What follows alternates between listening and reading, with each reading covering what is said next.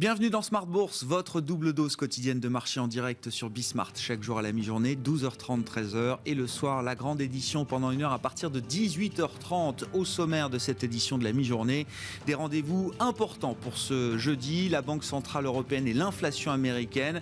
La BCE à suivre avec le discours de Christine Lagarde à partir de 14h30. Et au même moment, ce sera la publication de l'inflation américaine, le CPI pour le mois de mai. On attend un chiffre important, élevé, bien sûr, plus élevé encore que la marque du mois d'avril qui avait déjà surpris les économistes par sa progression. On serait peut-être à près de 5% pour l'inflation globale aux États-Unis sur un an au mois de mai. Le mois de mai qui pourrait marquer d'ailleurs ce pic d'inflation transitoire selon les économistes, en tout cas selon la Réserve fédérale américaine qui elle se réunira la semaine prochaine. On parlera de ces enjeux de marché avec nos invités de l'émission dans un instant. Les marchés actions qui eux sont en pause en attendant ces grands rendez-vous. On le voit sur les marchés européens actuellement, une absence de tendance, un manque d'inspiration. Le CAC 40 tourne autour de l'équilibre à 6555 points. Et à noter parmi les faits marquants quand même de cette séance, les premiers pas compliqués de la French Tech en bourse, puisque Believe est présenté comme la première société de l'écosystème French Tech à entrer sur le marché parisien. Un écosystème, une plateforme dédiée aux artistes et aux labels musicaux. Believe qui fait figure de plus grosse opération de l'année à ce stade, qui avait pourtant fixé son prix d'introduction dans le bas de la fourchette. Et malgré cela, on voit le titre qui recule de plus de 10%, 13% de baisse même pour le titre Believe à mi-séance. Vous aurez tous les détails dans un instant avec Nicolas Pagnès depuis la salle de marché de Bourse Direct.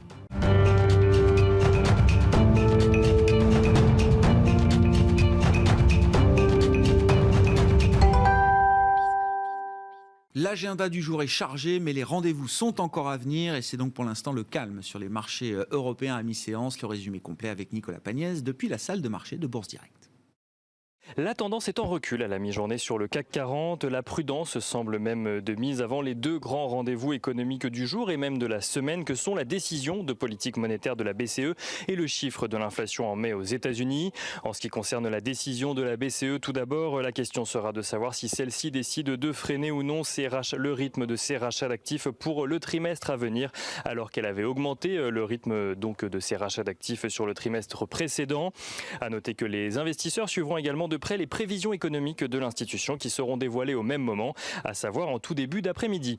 Mais les investisseurs suivront également les prix à la consommation aux États-Unis pour le mois de mai. Pour l'heure, le consensus s'attend à une inflation de 4,7% sur un an, un niveau largement au-dessus de l'objectif de 2% de la Fed qui n'inquiète pas plus que ça les investisseurs pour le moment, à en croire en tout cas le rendement obligataire à 10 ans aux États-Unis qui est descendu aux alentours des 1,48% ce matin avant de remonter à 1,5% à la mi-journée. Tout porte à croire en effet que les déclarations successives de la Fed sur le caractère transitoire des poussées inflationnistes rassurent les investisseurs pour le moment. En attendant, les investisseurs justement à Paris ont pu prendre connaissance ce matin de la production industrielle en France. Celle-ci recule de 0,1% sur un mois en avril après une hausse de 1% au mois de mars. Dans le détail, la seule production manufacturière recule de 0,3% sur un mois en avril après une progression de 0,6% en mars. On note d'ailleurs que la production industrielle reste 5,5% en dessous de son niveau de février 2020, à savoir le niveau avant le début des mesures de restriction en France. Et en France, toujours, on note que l'emploi salarié progresse de 0,5% au premier trimestre, ce qui représente 88 800 créations nettes d'emplois sur la période. Regardons à présent ce qu'il se passe du côté des valeurs à Paris aujourd'hui. C'est aujourd'hui tout d'abord que l'entreprise Believe fait ses premiers pas en bourse, des premiers pas difficiles d'ailleurs. Le titre de la société spécialisée dans l'accompagnement des artistes et des labels trébuche de plus de 10% dès l'ouverture. On rappelle que le prix d'introduction avait été fixé à 19,50 €, ce qui représentait une valorisation boursière légèrement en dessous des 2 milliards d'euros. Soitec annonce de son côté un chiffre d'affaires à 584 millions de dollars et un EBITDA de 179 millions de dollars au titre de son exercice décalé 2020-2021, soit un peu moins de 30% du chiffre d'affaires. Le bénéfice net ressort à 72,7 millions de dollars en repli de 34% sur un an. Pour l'exercice en cours, Soitec vise un chiffre d'affaires en hausse à 950 millions de dollars ainsi qu'une marge d'EBITDA de sa division électronique de 32% environ. Sur le long terme. Soitec annonce viser un triplement de son chiffre d'affaires actuel à 2 milliards de dollars pour son exercice 2025-2026, accompagné d'une marge d'EBITDA de 35% pour sa division électronique. Des annonces qui font progresser le titre de Soitec depuis ce matin, qui gagne environ 3,5% à la mi-journée. Et on note également que dans le sillage de Renault et Volkswagen hier, la marque Peugeot, à présent intégrée donc au groupe Stellantis, a elle aussi été mise en examen en France dans le cadre de l'enquête autour du Dieselgate. On finit avec une dernière nouvelle sur les marchés financiers, c'est Alstom qui annonce avoir remporté un contrat de près d'1 milliard d'euros au Mexique dans le cadre du projet de train interurbain Tren Maya. Quelques indicateurs clés sur les marchés financiers pour clôturer ce point de la mi-journée. Le pétrole qui est à présent au-dessus des 72 $ le baril de Brent, tandis que l'euro-dollar est lui aux alentours des 1,2170 $ pour 1 euro. Tendance, mon ami, c'est Nicolas Pagnès qui nous accompagne en fil rouge tout au long de la journée sur Bismart, depuis la salle de marché de Bourse Direct.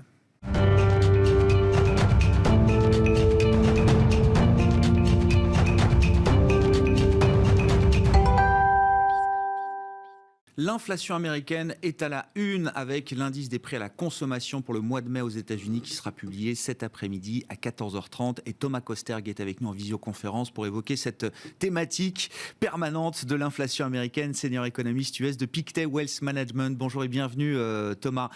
On attend un gros chiffre évidemment pour le mois de mai. Ce serait peut-être même d'ailleurs, selon les économistes, le pic de ce choc d'inflation lié à la reprise américaine et aux effets de base. Et justement, c'est toute la question du mois de mai, Thomas. Est-ce que c'est toujours et avant tout une histoire d'effet de base d'une année sur l'autre et de prix de marché spécifiques? On avait beaucoup parlé du prix des voitures d'occasion à l'occasion de l'inflation publiée pour le mois d'avril aux États-Unis, le prix du transport aérien également qui avait beaucoup progressé. Est-ce qu'on est toujours sur des histoires spécifiques ou est-ce que ce phénomène inflation commence à prendre un peu plus d'ampleur?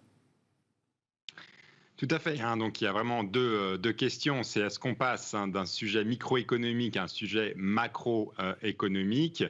Et le deuxième sujet, et d'ailleurs on n'aura pas la réponse aujourd'hui pour ce deuxième sujet, c'est quid du contexte, est-ce qu'on est dans un nouveau contexte inflationniste? Et pour aborder ce deuxième sujet, le contexte inflationniste, il faut noter qu'il y a des tensions de plus en plus importantes sur le marché de l'emploi. On a un marché de l'emploi américain qui est tout d'un coup beaucoup plus tendu qu'avant, avec des augmentations de salaire qui deviennent conséquentes, qui moi personnellement m'ont surpris, puisqu'elles sont assez fortes, en particulier dans le secteur des services, mais elles sont globalement assez généralisées. Le deuxième aspect, c'est aussi sur les anticipations d'inflation. On était dans un monde où les anticipations d'inflation étaient assez basses, mais on voit un peu de mouvement, avec du mouvement à la hausse d'ailleurs, sur ces anticipations d'inflation. Donc c'est deux éléments qu'il faudra surveiller. Moi, je reste dans l'école de penser qu'on est sur du transitoire qui va durer, puisqu'on a des problèmes de goulets d'étranglement dans les chaînes manufacturières qui vont persister pour de nombreux mois, donc, mais qui, in fine, d'ici 2022, devraient se calmer. Donc on est toujours dans un phénomène transitoire, mais je surveille ce contexte inflationniste puisque il y a du nouveau à la fois sur les salaires et sur les anticipations d'inflation, donc quand même un plus grand degré de vigilance. Sur les salaires et sur le marché du travail, Thomas, vous adhérez quand même toujours à l'idée qu'il y a encore un réservoir disponible important de force de travail, de gens qui n'ont pas retrouvé encore leur emploi pré-Covid ou un nouvel emploi d'ailleurs. Comment on explique d'ailleurs qu'on puisse avoir déjà des tensions sur certaines parties du marché du travail? Est-ce que c'est un problème vraiment du côté de l'offre de la main-d'œuvre qui n'est pas encore tout à fait libérée des contraintes sanitaires? Ça, c'est l'argument d'une Janet Yellen, par exemple. Oui, alors le marché de l'emploi est finalement beaucoup plus tendu qu'il ne paraît. Juste une statistique, en termes d'intention d'embauche, on est à 9,3 millions. C'est une enquête qui est tombée cette semaine. Or, c'est exactement le nombre de chômeurs, 9,3 millions. Donc, on a quasiment autant de demandes d'embauche que de chômeurs. Donc, on a un marché potentiellement très tendu. Alors, évidemment, le problème, c'est que c'est un marché du travail qui est difficile à lire à l'heure actuelle. Pourquoi ? Parce qu'on a ces fameuses allocations chômage extraordinaires qui durent officiellement jusqu'au mois de septembre, même si, comme vous le savez, certains États républicains commencent à mettre fin de façon prématurée à ces allocations chômage extraordinaires. puisque en effet, il y a quand même un effet d'aubaine de potentiellement plus de garder les allocations chômage que de retourner au travail. Donc ça, c'est le premier point. Le deuxième point, c'est lié au coronavirus, c'est la question de l'immigration. On a vu une forte baisse de l'immigration aux États-Unis globalement depuis un an. Et ça, évidemment, ça mène aussi des disruptions dans le marché de l'emploi. On sait que le marché de l'emploi américain et l'économie américaine dans son ensemble, c'est une économie qui reste très dépendante de l'immigration. Et alors là, le robinet de l'immigration s'est soudainement fermé. Bon, concrètement, qu'est-ce qu'on peut attendre du discours et de la tonalité de la Réserve fédérale américaine? Alors aujourd'hui, c'est la BCE qui se réunit, mais la semaine prochaine, ce sera peut-être d'ailleurs l'enjeu le plus important pour les investisseurs. Ce sera la réunion de la Réserve fédérale américaine. Entre une lecture compliquée du marché du travail, des bizarreries peut-être également dans la dynamique de retour à l'emploi aux États-Unis. Et sur le côté financier, quand même, des marchés qui vont plutôt très bien. On a déjà eu l'occasion d'évoquer ce sujet avec vous, Thomas, mais les marchés monétaires américains débordent littéralement aujourd'hui. Comment est-ce que la Fed peut faire la balance entre l'aspect fondamental et l'aspect un peu plus technique, qui est quand même toujours un sujet aussi quand on parle de politique monétaire? Tout à fait. Donc vraiment trois débats. Deux débats, un sur le marché de l'emploi, le deuxième sur, je dirais, l'accommodation dans les marchés financiers, et le troisième sur les questions techniques de liquidité.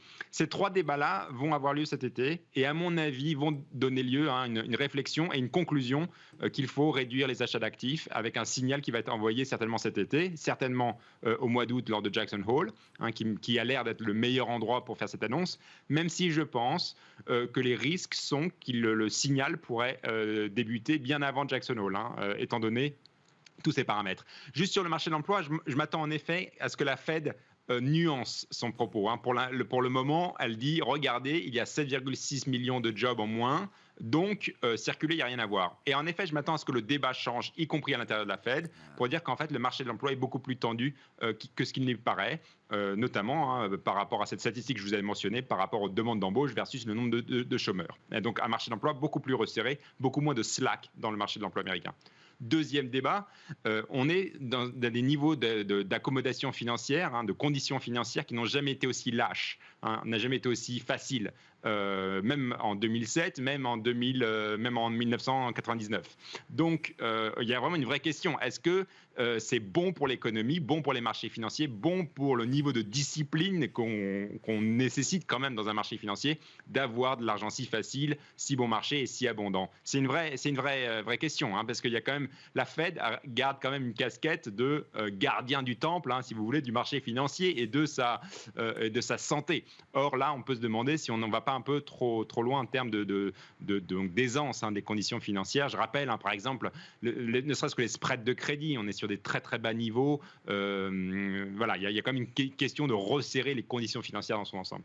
Et le troisième point, c'est en effet, il y a trop de liquidité monétaire. Et la Fed, elle actuellement fait un jeu de passe-passe puisqu'elle fait un QI très abondant, mais de l'autre côté, elle fait des opérations de reverse repo pour retirer la liquidité. Et donc, en effet, la vraie question, c'est est-ce que ça ne ferait pas plus de sens de tout simplement arrêter d'abonder de autant de liquidités dans le marché. Ah oui, intéressant quand même. 3 points clés du débat sur lesquels la Fed peut être amenée à faire évoluer son discours. On suivra ça évidemment la semaine prochaine. Encore une fois, ce sera un grand rendez-vous avant l'été pour les investisseurs. Une fois qu'on a dit tout ça, Thomas, comment vous expliquez que le 10 ans américain soit revenu à 1,50 et même moins de 1,50% au cours des dernières heures, sachant qu'on avait atteint un pic à 1,79 fin mars? Est-ce que les taux longs sont là où on les attend ou est-ce que non, c'est quand même une surprise?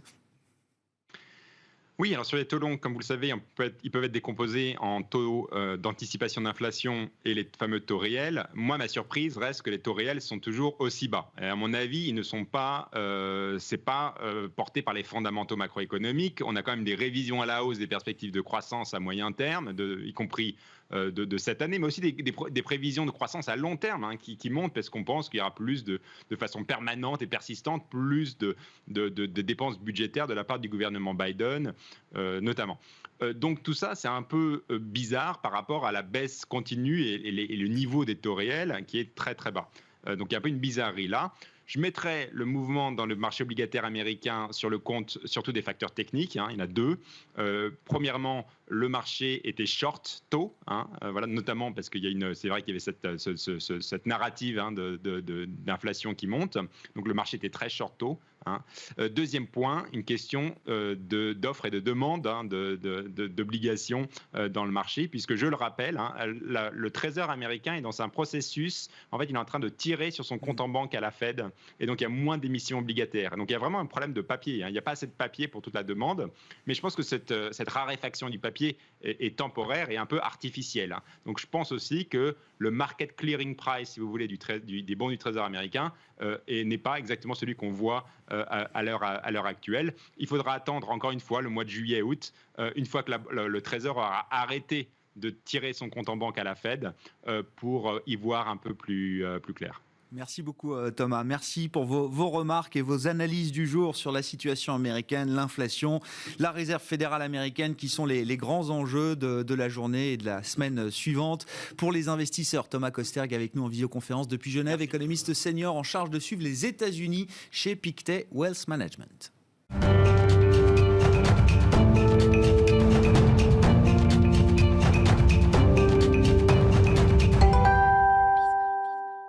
Et pendant ce temps-là, les marchés actions en Europe se portent plutôt bien, même si on sent que la dynamique est un peu plus lente. Ils sont toujours au plus haut. Franklin Pichard est à mes côtés en plateau pour évoquer la situation des marchés européens. Bonjour Franklin. Bonjour Grégoire. Merci d'être là. Vous êtes directeur général de Kipling Finance. Oui, ces derniers jours, alors on m'a parlé de marchés ennuyeusement haussiers, des marchés en inaction. Mais bon, force est de constater qu'on est à plus de 6550 points sur le CAC 40. Chaque mois, on clôture des mois positifs sur les marchés et ça fait déjà plusieurs mois, voire quelques trimestres maintenant que ça dure pour les marchés européens. Oui, ceux qui vous disent ça sont effectivement traduisent ce sentiment un petit peu de lassitude qu'on a, de voir des volumes inférieurs à 3 milliards, dont plus d'1 milliard qui se traitent dans le fixing de clôture. On voit qu'effectivement, on manque d'envie d'acheter certains titres qui nous semblent très hauts, même avec des potentiels élevés.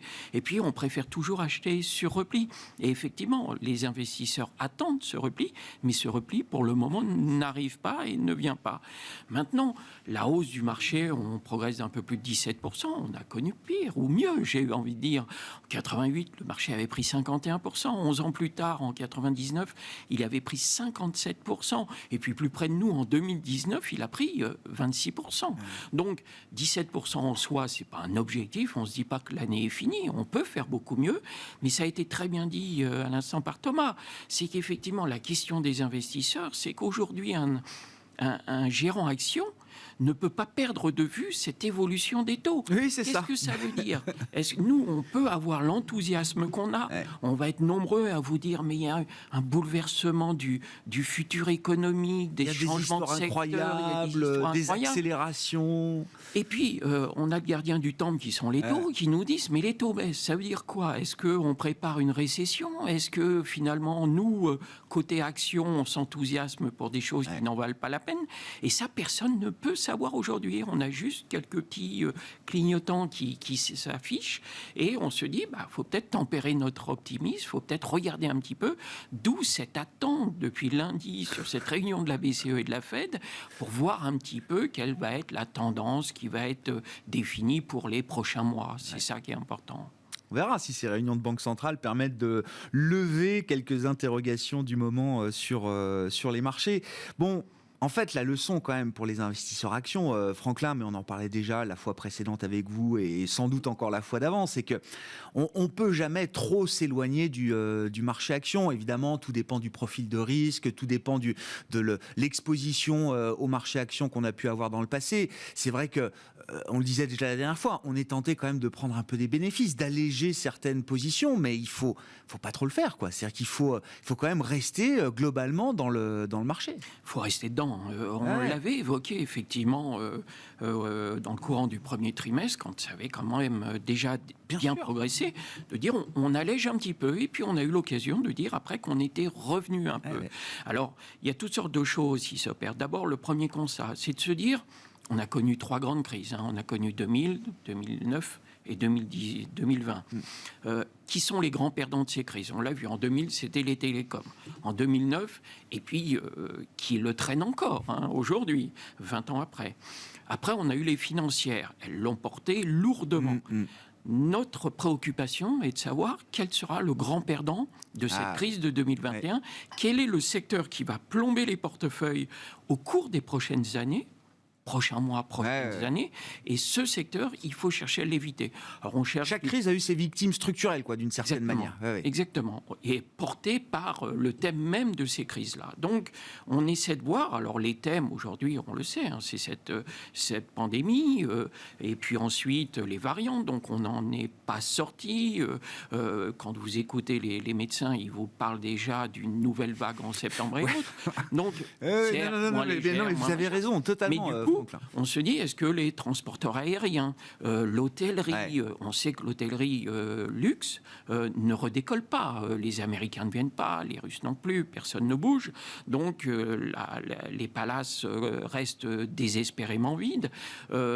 Donc, les avions commencent à circuler. Air France prenait 3% hier parce que Biden disait la France faisait partie des pays dont on allait étudier le cas pour éventuellement faciliter les transports.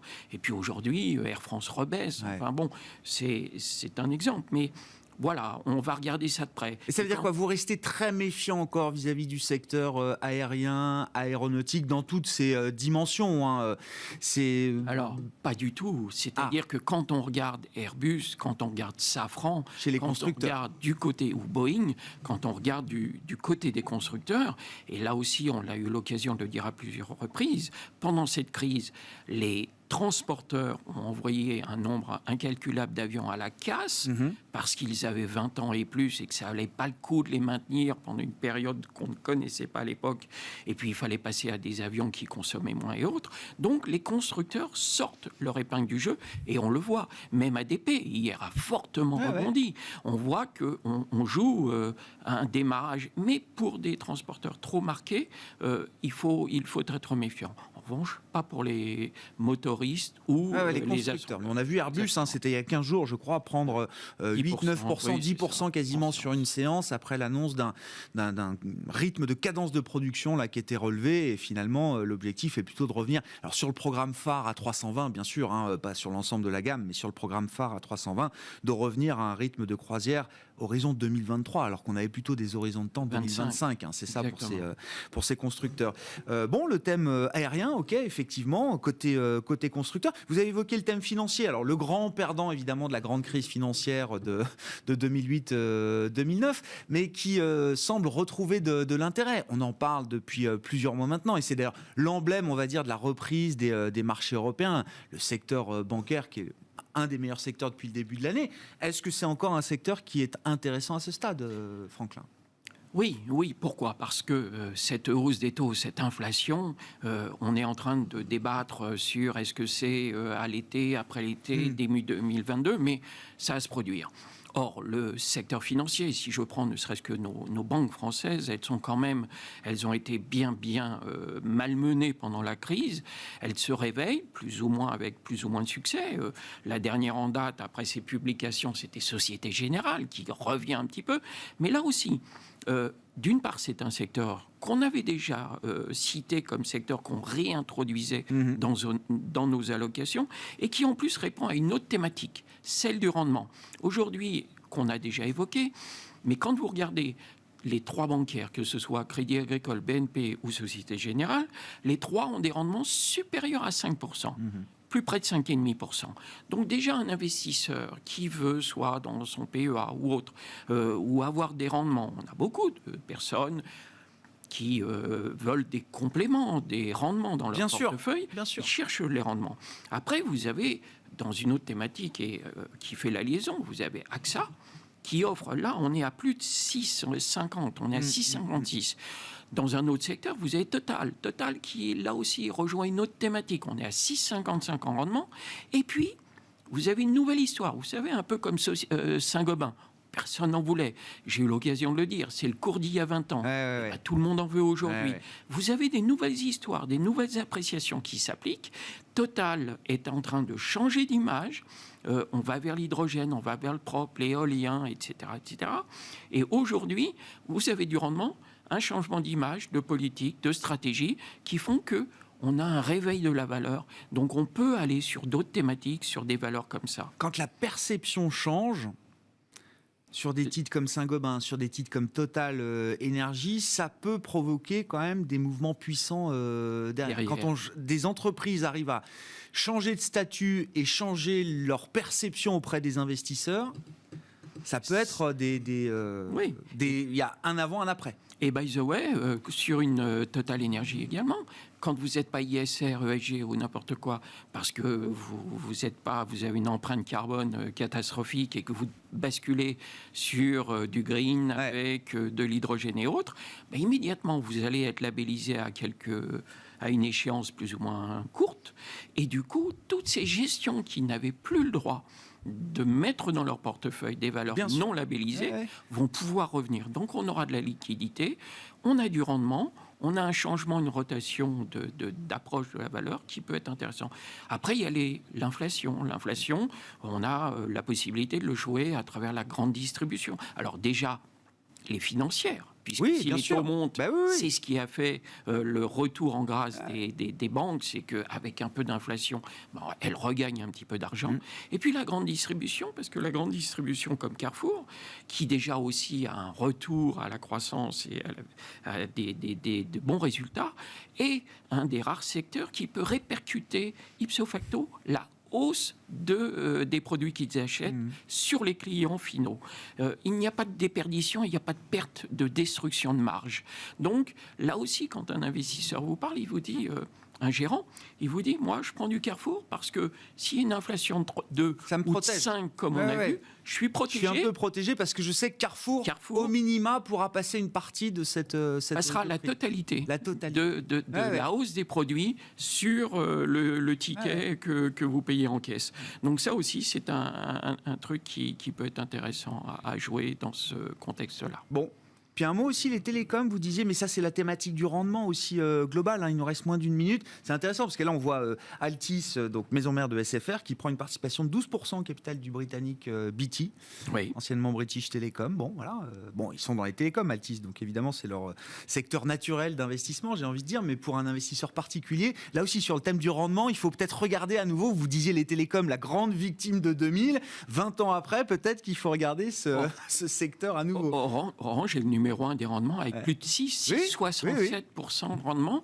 Et en plus, c'est une valeur qui commence à revenir dans l'esprit des investisseurs. Bon. Le rendement, effectivement, un thème toujours important, central sur les marchés actions pour les investisseurs particuliers, entre autres. Merci beaucoup, Franklin. Franklin Pichard, qui était à mes côtés en plateau, le directeur général de Kipling Finance, invité de Smart Bourse à la mi-journée. On se retrouve ce soir à 18h30 en direct sur Bismart.